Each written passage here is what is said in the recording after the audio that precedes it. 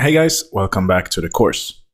In this lecture, I'm going to talk about the mixer in FL Studio. So to open up and close the mixer, you go to this button here, View Mixer, like that. You can also press F9 to enable and disable the mixer. Let's move it here a bit. Okay, so here are all of the tracks that we have right now in our mixer. You can also choose different views of the mixer. So let's say you want compact, you can see all of these different tracks here. There's a lot of them. And the mixer is basically where you would send all of your sounds and create different effects. You can set volumes, you can pan them, and you can group different things together so they sound like one. You can just put on different effects to it. So let's say you want to compress sounds together, or you want to create reverbs, delays, all of the different stuff. EQ, for instance, which is very important to do. And you do that all in the mixer here. So that is why the mixer is very important and what makes your track becomes alive, you know. First track here is the master track. So the master track is where all of the sound will output through FL Studio. So all of the sound that you hear from your speakers would come through the master track. So that is basically the output, the sound output of FL Studio. So all of the tracks combined will output through the master channel.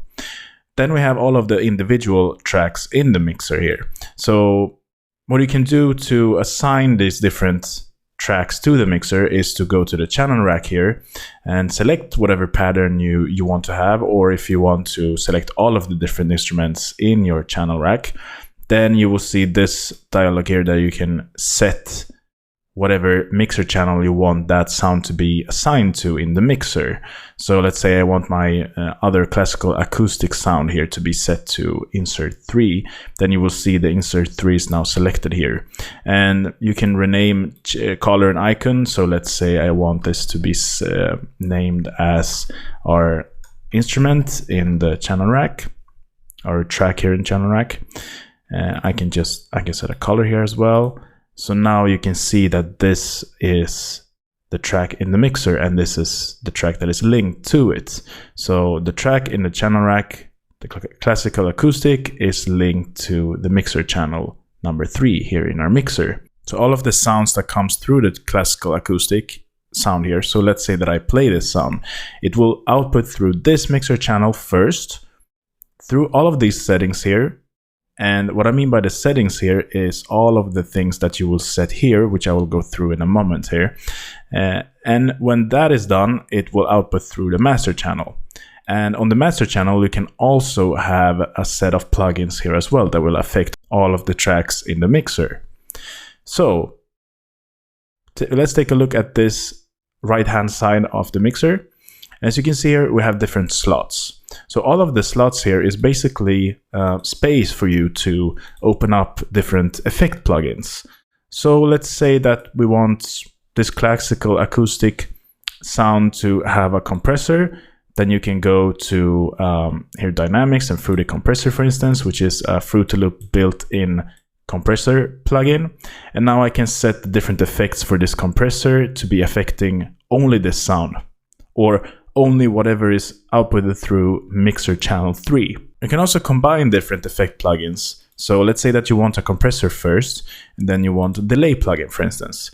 So now you have the compressor and the delay plugins after each other. Then you can also set how much of the effect you want to be outputted through this sound here. So let's say that I only want half of the compression, and the other half would be not compressed sound or not compressed signal. And then you can set the same thing with the delay. You can choose how much you want, or you can choose all of the settings here, that all of the signal is coming through these settings, through these plugins.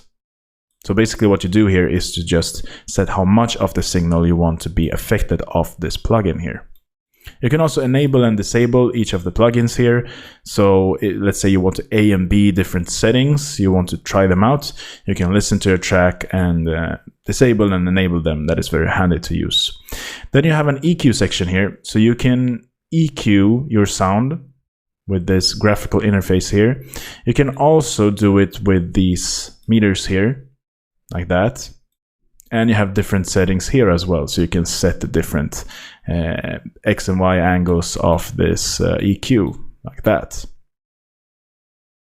You can use this EQ, but what I do most often is to choose an EQ from the plugins here. And you have a lot of, like, a very good different EQ plugins from FL.